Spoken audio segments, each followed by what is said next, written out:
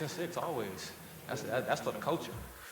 Welcome back. This is the second issue of the Boxing Six podcast. I am your host, Danilo Jose De Hoya, and I'm very excited that we're back here on this journey.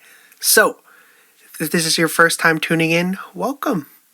The general goal of this podcast is just to talk about the league itself, as well as, a slight emphasis on the Milwaukee Bucks, because that's the team I go for. Anyway, let's get right into it. So, the take of the day for this episode is Jordan Nwora will play meaningful minutes this season. So what I mean by this is I think early in the season, I expect him to get some good runs in, and I think depending on how he does defensively, that will be the big determining factor for later in the season. However, I think the main things I want to see for him now is that he gets actual rest, because if you think about it, he went from the NBA Finals, flying straight to the Olympics, then flying all the way back to the States for Summer League. So he's just been playing ball from, probably October of last year to first few weeks of August.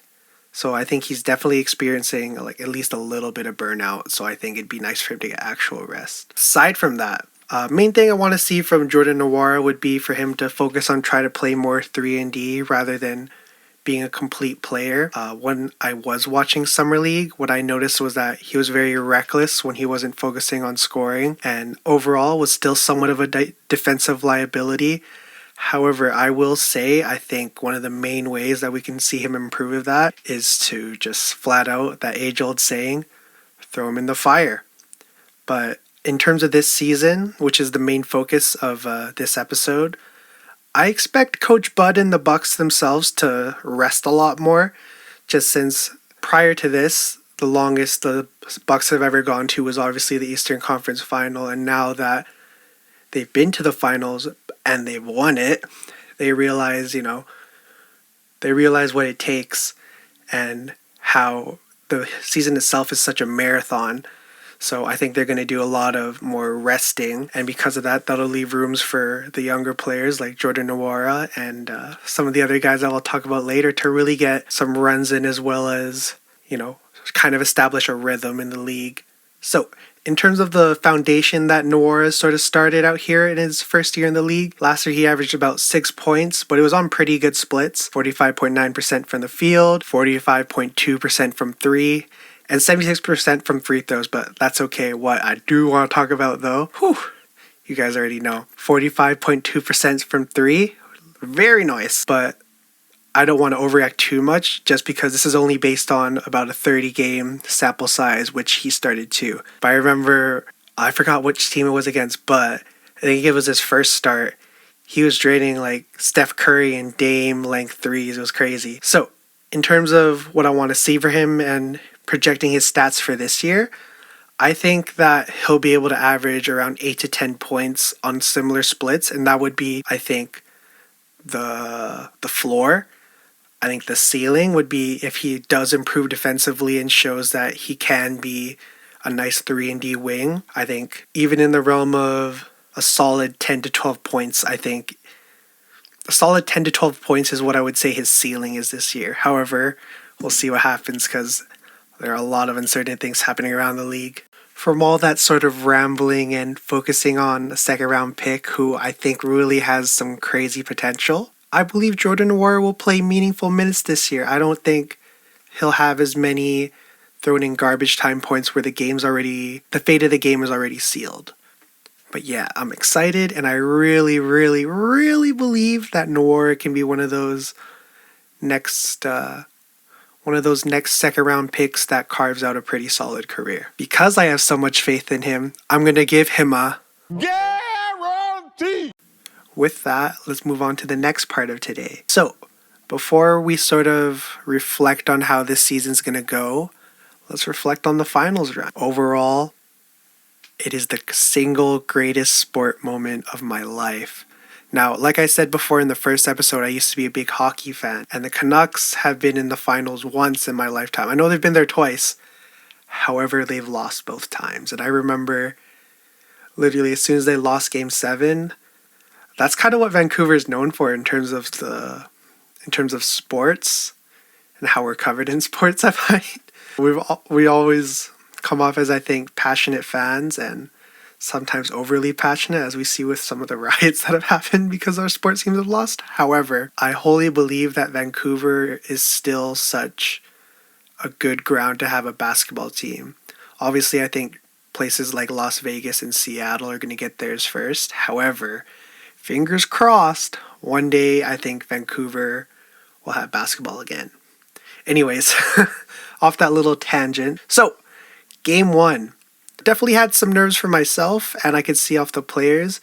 And I think I really saw that because the Bucks didn't come in with that same oomph. I think a lot of that really stemmed from the fact that we were coming off a conference finals that many did not expect to go to game 6. However, Bucks in 6 always. In game 1, we really saw Giannis testing out his knee. Still had a crazy stat line for a man whose knee went backwards, holy. But I think Chris was a bright spot for the game as well. Drew was a tad bit disappointing along with the bench. However, Game 1 of the 2021 NBA Finals had the most impressive block, I think, since LeBron's Game 7 in a Finals.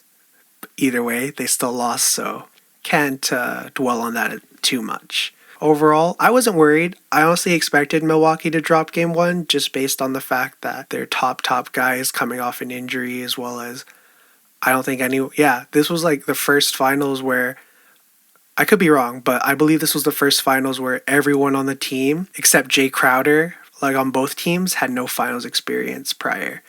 But either way, in terms of the Phoenix Suns, got to give them their props. CP3 was playing like the generational player he is. Devin Booker was a demon, even though he struggled with the 3-ball. And overall, Phoenix definitely deserved to win Game 1. Game 2 now. Giannis came to play.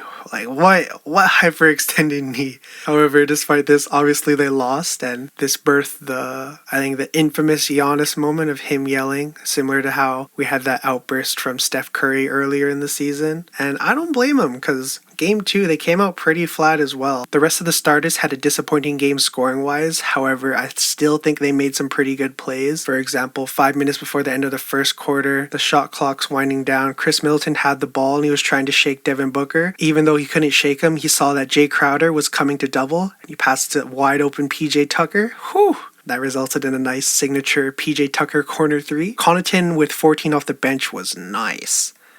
But as I said in the first game, I was not overly worried. We've been in this situation before. Arguably was against the most stacked team in the league, and we came up for the better of it. They were in it until the last few minutes of the fourth quarter, but the Suns were hooping like champions, man. Like right before halftime, that play where they literally passed the ball 10 times, and they had at least, obviously I didn't play ball like crazy, but in my definition, I think they had about probably 3 or 4 decent looking shots. Because of them passing the ball 10 times, they got the best shot, which is obviously that DeAndre Jordan and 1. Game 3, the Milwaukee Bucks played Milwaukee Bucks basketball.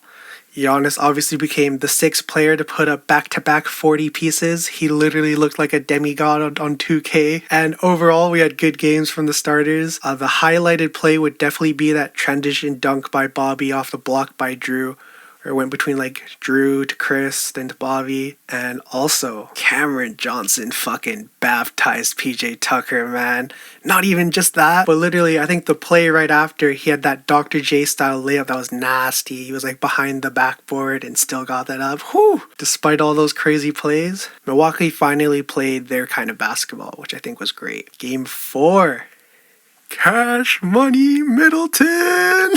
I am sorry for ever slandering you, Chris Middleton. I love you. I honestly think you're one of, if not the most underrated players in the league. Not even saying that as a Bucks fan, but just overall. But aside from that, another crazy Giannis block, the one where Chris Paul's trying to lob it up, DeAndre Ayton, it literally looks like he's about to baptize Giannis as well, but boom, he made that stop. And this was one of the 2 most important plays, or like literally top 5 most important plays throughout the whole finals. Drew Holiday's steal. However, super happy the Bucks won, but if the Suns won that game, I would have been fucking tilted, because Devin Booker would have been like the first player to finish a game with like 10 or 9 fouls, but yeah. It is what it is. Even though the Bucks were down going into the 4th, it felt very different from games 1 and 2. There seemed to be more bite to them despite being down, I feel. And obviously, they would come to win that game 4. All right, now when it comes to game 5, that was by far, I think, the greatest atmosphere I've ever been in terms of a finals game ever, honestly. So, the homie's house, he's also a Suns fan. If you're listening to this game, hey bro, all love. But taking the commanding lead there was so nice. The Bucks played very well overall. I think with this game, it wasn't so much Giannis, everyone hop on my back, let's go win this shit. But overall, I don't think one player's performance completely overshadowed the team. The Bucks are best when they play like this, you know. We had 25 plus from each of the big three, which was very spicy. Drew Holiday. This was literally, I think, the most important play of the entire finals. Obviously, you had Drew Holiday with the steal, which turned into the transition into the greatest play of the entire finals run. You guys don't know what I'm talking about? It's that one where Drew Holiday rips Chris Paul, and even though there's a lot of time on the clock, just extended that shit all the way to Giannis, and he was probably the only person in the league, except him and maybe LeBron James, I think could have caught that lob, to be honest. Just with all the factors, you know, how fast everyone's going, I guess how high pressure and how much... Yeah, just overall, Giannis is one of the very few people that could have actually caught that, in my opinion. But I think aside from that, Booker's back-to-back 40 piece, I didn't even realize. But before recording this, I looked it up. He's also the first player to lose both those games in that whole list of, or not whole list, because it's only 6 or 7 players now, including Giannis and Booker, to have the back-to-back 40 pieces. He's the first guy to lose both games. But I think with Devin Booker, he tried way too much to play hero ball. However, I don't blame him, as all his teammates were playing like, you know, absolute cheeks when he was doing that. With Game 6, literally the whole reason this podcast exists, I knew Milwaukee was winning after the first quarter. Phoenix came out really flat, as well as the whole Scott Foster thing. He's still undefeated against Chris Paul, but... all jokes aside, I think that was a really shitty choice by the league, to be honest, because, you know, regardless of if you believe in skeptics or not, I think the fact that that's even a factor that people are pointing out provides just, I think, a mental edge for Milwaukee over Phoenix. Regardless, I'm sure that Chris Paul is not factoring that in as much as, like, we'd expect, but I just think that putting Scott Foster on that game was a bad choice by the league, but, you know, I don't get paid to make those choices. But Giannis solidified that there's no doubt that he's a Hall of Famer. I think obviously the 2 MVPs already do that. However, if someone were to be like, oh, his stats weren't that good or whatever, he still can't shoot for shit, he still has that ring. So I think with the 2021 championship, he's already done it, but he's just put more reason for there not to be any doubt that he's a first ballot Hall of Famer. Game 6 was just so nice. It was such an amazing experience to watch that we played ball after.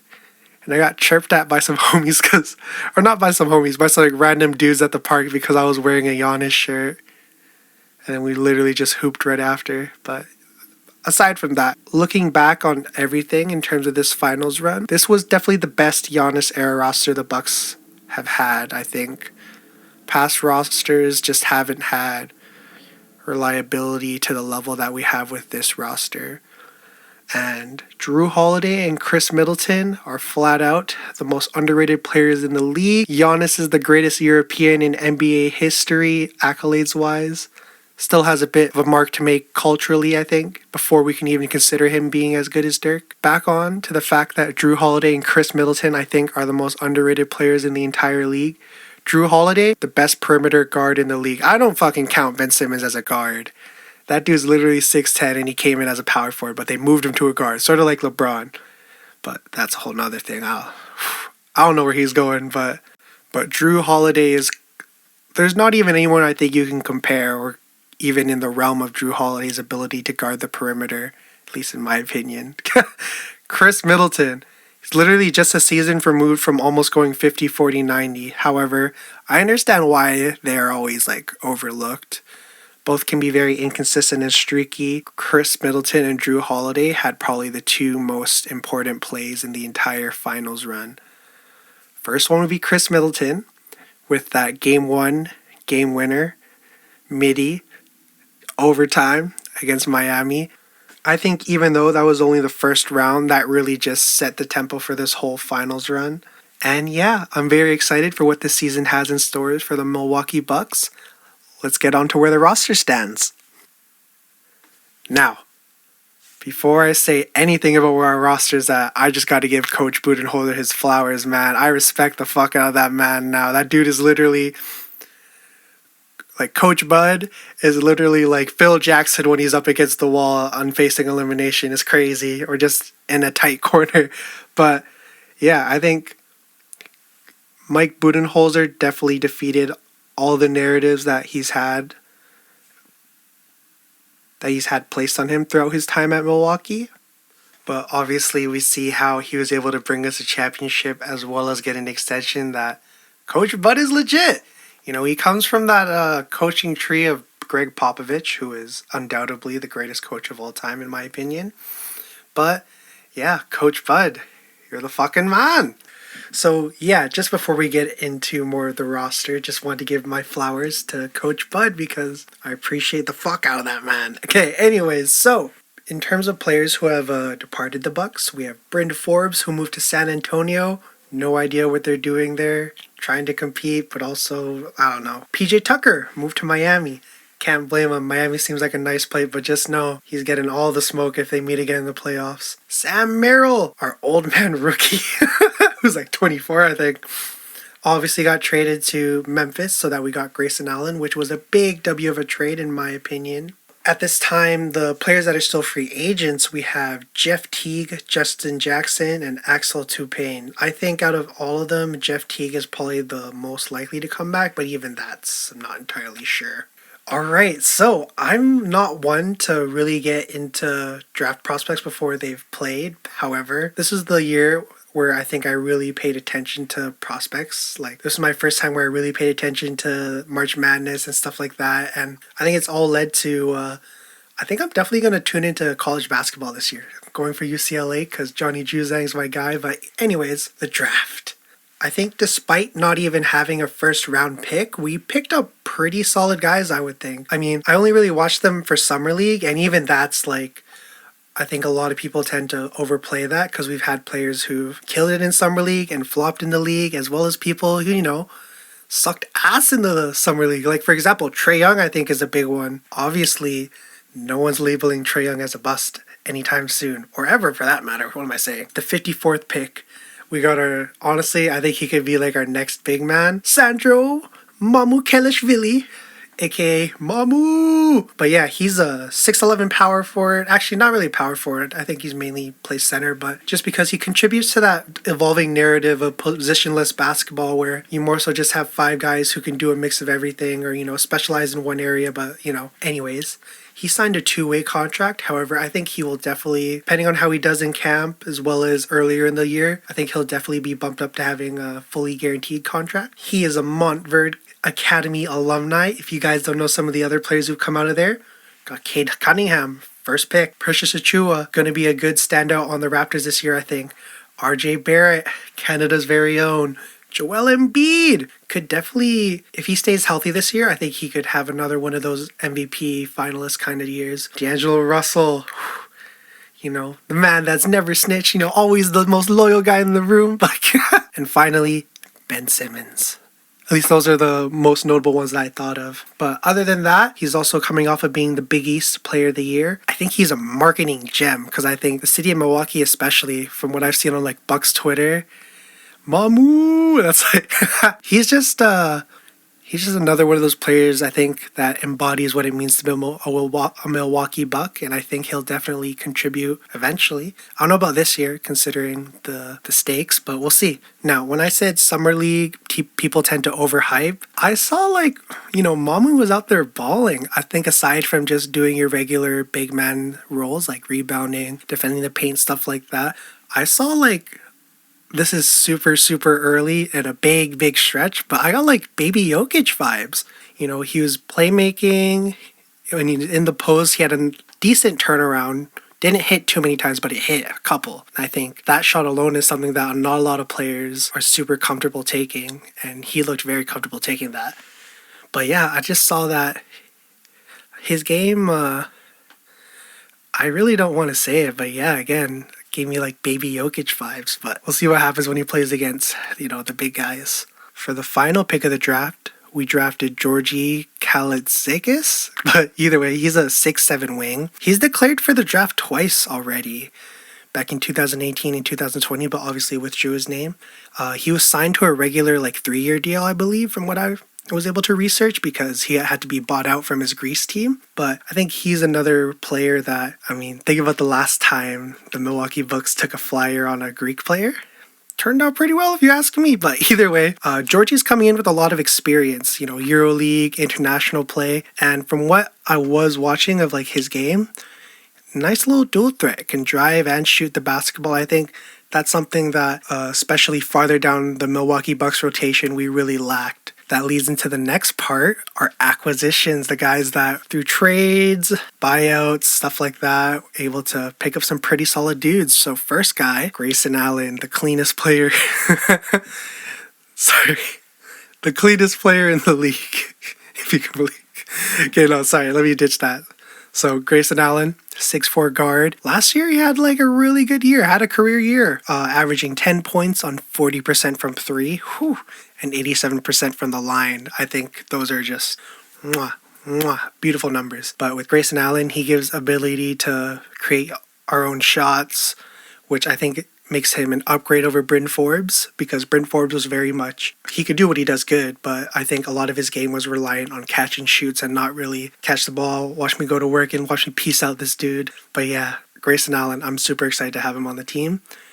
Rodney Hood, 6'8" wing, had some bright spots throughout his career. He's had stretches where he was literally unstoppable. But then I think overall his narrative has been kind of barred with injuries and stuff like that. However, I think he's still a very solid player and has a chance to contribute to this team. This one, aside from the Grayson Allen one, I think was definitely my favorite pickup. Got back the man George Hill, was there when Milwaukee first started to really pick things up, and he's been away for a while, but I'm hoping that the rest of the Milwaukee fans are super excited to have him back. He's obviously a 6'4" guard, has shot 51, 46, and 84, so missed a few more free throws than he could have to make that exclusive club 50, 40, 90, but I think despite that he's pretty old, 34, 35, he's still serviceable, especially with the fact that he knows the system. I think with him, he played a lot of, honestly, the main playmaker, because when we had Eric Bledsoe, he was very much a scoring guard first. But, George Hill was that guy that was able to run the offense, make sure people got their rhythm going, stuff like that. Our last pickup, which I thought was pretty solid from, again, the film I watched, if you want to call it film, I just searched up this next guy's, highlights, and he was pretty good. Semi Ojeleye. He's our supposed PJ Tucker replacement.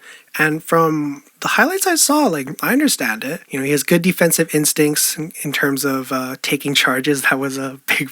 I think it's pretty funny, but I like it. Yeah, him taking charges was a big part of his highlight tapes. And gets good open looks on the wing. And from what I saw, it wasn't even just strictly corners. I think with PJ, I have no idea what the percentage is, but I would bet good money it's at least high 70s. I wouldn't even be surprised if it's the 90s of he takes his shots in the corner. But with Semi, I saw him being able to, at least stretch out a bit more on the wings, which I think is nice. Overall, I think given how strapped our cap has been, and will be with all these big contracts we have, we were still able to become a much better team. I think, again, with our bench, like I said earlier, it was obviously a super solid bench, but I think what we lacked was the fact that a lot of these guys, Pat Connaughton, Bryn Forbes, just overall, our bench had a lot of catch and shoot guys.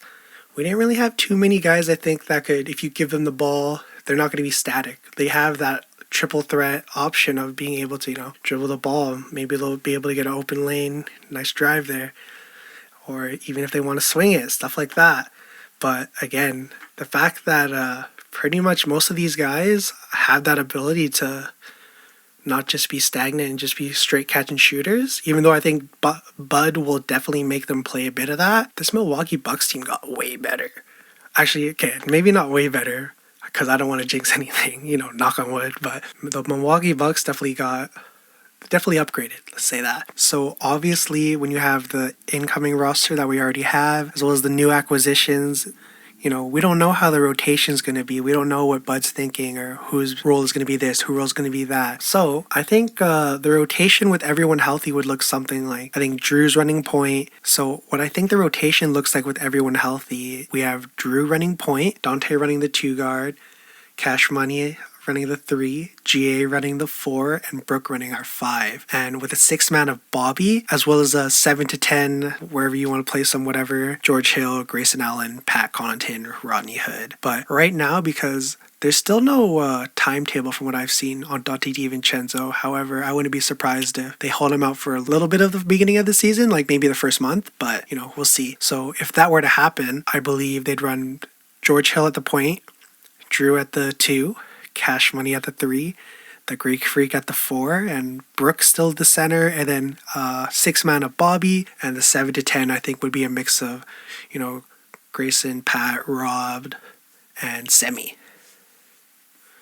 So aside from that, we got to think about the whole 15-man roster, who's really going to be there all the way through kind of thing. But this one's more than that, more than the 15, but it should be, I think, these are the kind of names that are going to be in there. So obviously for the 1, we have Dante, George Hill, Jeff Teague, I think would re-sign. And again, I hate to say it, but no, maybe I do like Summer League a lot in terms of, these are people's potential, because at the end of the day, it's still them balling out against the people that are even being considered to make an NBA team. But either way, Demetric Rice had that one last big game without the people who were most likely to make the Milwaukee roster, and he balled out. At the 2, we obviously got Drew, Pat, Grayson Allen.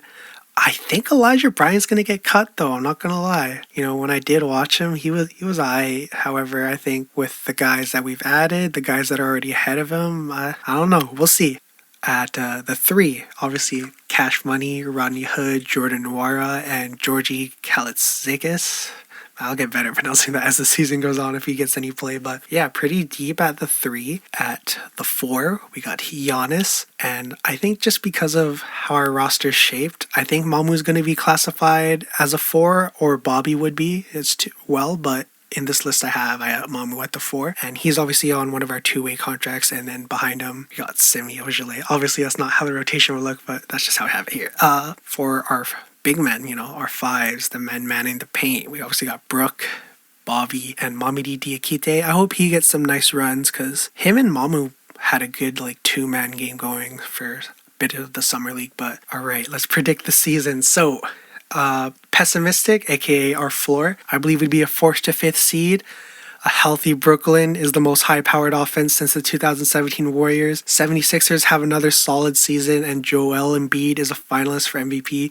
Just because with the whole Ben situation, I'm not going to go into my opinion on it. I'll definitely talk about that later if I get the chance to. But I think him being the guy, he's going to be able... Him already being the guy, but just him getting more and more shots with no Ben, could definitely have a stellar season, but he just needs to stay healthy. For the Hawks, they build off their momentum of last season, and the healthy Celtics play their way into the 3rd seed. I know a lot of people are hating on the Celtics because of, they did have a disappointing season, but mark my words, Boston Celtics are dangerous, yo. Either way, I think we'd still make it to the conference finals, though. We'd play against Brooklyn again, or it'd be the second round, but in this scenario, we play Brooklyn in the conference finals. Instead, KD gets his revenge in a hard-fought Game 7 banger. The Greek Freak's still going to perform at an MVP level, just because I still have him winning MVP this year. But I think he'll be hindered by the fact that he still can't knock down free throws consistently, as well as the league starts to crack down on the 10-second rule, because I think the fact that Usain Bolt runs 100 meters faster than it takes Giannis to shoot was really wow, okay, yeah. Even the fact that I love the Bucks as much as I do, they need to crack down on that, just so that Giannis can get out of that habit. Because if you're going to give him that little extra time, even if it is slightly over 10 seconds, you got to call that at the end of the day. But Chris and Drew would have solid regular seasons, but are no shows in the playoff run. And Brook begins to show signs of slowing down. It's coming, his year 33 season. But I don't know. We'll see what happens. Hopefully I'm wrong about this. Knock on wood and all that. He'd average about or slightly below 10 points per game in this scenario. And finally, I don't think the bench would gel well in this situation. However, let's look at the optimistic, the ceiling. The most likely scenario, if you ask me. A repeat, baby, obviously. I think we'd be the second seed in this scenario, just because I think we'll get a good mix of, obviously, the full roster getting their good runs and showing why they are there. But again, I think Bud will start to rest players a lot more. And obviously, I like that because regardless, the Milwaukee Bucks are going to be in the hunt for the playoffs. Like, if they don't, that would be like such a big collapse, but we'll see. let's not say anything. But I just don't see them conquering Brooklyn in the regular season record-wise. We'll see what happens opening night, but not that they fully get decked or anything. I think they go 2-1 against Brooklyn in the regular season. Brooklyn is going to take at least one of those games, I feel. Regardless, I got Giannis winning his third MVP and second Defensive Player of the Year. Whoo! Cash Money Middleton's going to have his third All-Star appearance. Drew, I think, no All-Star, but first team All-Defense. Starts to build this case that, I'll say it. I think he's like the best perimeter and just overall defending guard that I've seen since like Gary Payton. Obviously, he's not on the level of Gary Payton in terms of Hall of Fame right now, but Drew Holiday is like, he's that guy. So in terms of the playoffs, the Bucks would sweep the first round and then have a 6-game war with Philly just because, that was supposed to be the match to make for the conference finals, but obviously we didn't get that. The conference finals was still fire though. And now we got another 7-game war with Brooklyn for the conference finals, and then the Bucks would win in dramatic fashion again in a game 7. And this is just like super, the ceiling. Again, this is like as good as it could get. So not saying this is going to happen word for word, but perfect case scenario, this is what happens. Bucks have another chance to close out in Milwaukee in a game 6 in the finals. Giannis solidifies his place as GOAT European / even more of a reason to be a first ballot Hall of Famer. I think if they were to repeat, Krish and Drew for sure, their numbers will be retired one day. But wow, that was a lot to cover. So let's just break it down like this. My overall feelings for next season. I believe games with Brooklyn will really be the measuring stick for the feeling in the season. I think they're right now, especially with Ben Simmons requesting a trade, there are only really 2 for real contenders.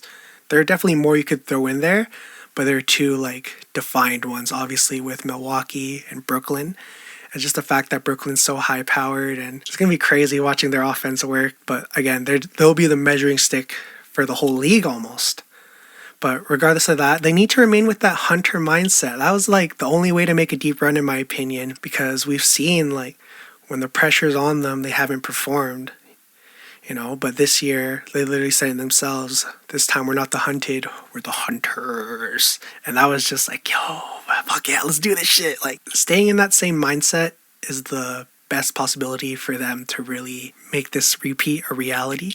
But aside from that, I think they'll definitely rest the big 3 more, just because they've seen how much of a marathon it truly is. It's amazing how LeBron went to 10 straight finals and missed like minimal games up until that first season with the Lakers, but c'est la vie. With that, a lot of chances for the young guys like Nwora, Mamu, Diakite, Georgie, all those guys to get good runs, just so they're not just slumming around in the G League, constantly picking up DNPs, stuff like that. And just some closing remarks. So, a lot of people are talking about, all these injuries this year, Milwaukee wouldn't have won. Well, that might be the truth. We'll never know. Because, regardless of the injuries teams suffered, that's a part of basketball. If you think about it, you could literally put an asterisk next to any NBA champion. I think I read a Reddit post about that. I definitely did. But I think Milwaukee will come with a level of confidence and modesty that makes them fucking dangerous. The roster core is made up of people who have either been like heavily scrutinized or overlooked. Giannis, obviously, all those narratives of he can't be the number 1 option, he can't be the guy on a championship winning team, obviously proved that all wrong. Chris Middleton and Drew Holiday, I've already said, in my opinion, not even just off of bias, but obviously people are going to assume this is off of bias. They're the 2, if you had like a first team all underrated, they're right in there. Either way, I think this season will be super excited. If you think about it, I don't think there are too many, like, quote unquote bad teams, just because a lot of the teams are super solid. Like, in my opinion, I don't want to name them just because, like, I don't want to shit on them, but like I could probably count on my fingers on one hand how many I would say bad teams there are. Either way, I appreciate you guys listening in on this week's issue of the Bucks and Six podcast. This has been super exciting. Next week is going to be super cool. We're going to have like a little mini series within the podcast, and I think you guys will really enjoy it. But either way, have a good day. Remember, there are a lot of guarantees in life. One of them, though, well, that it will always be Bucks in 6. Have a good one. Yeah, Bucks and 6 always. That's for the culture.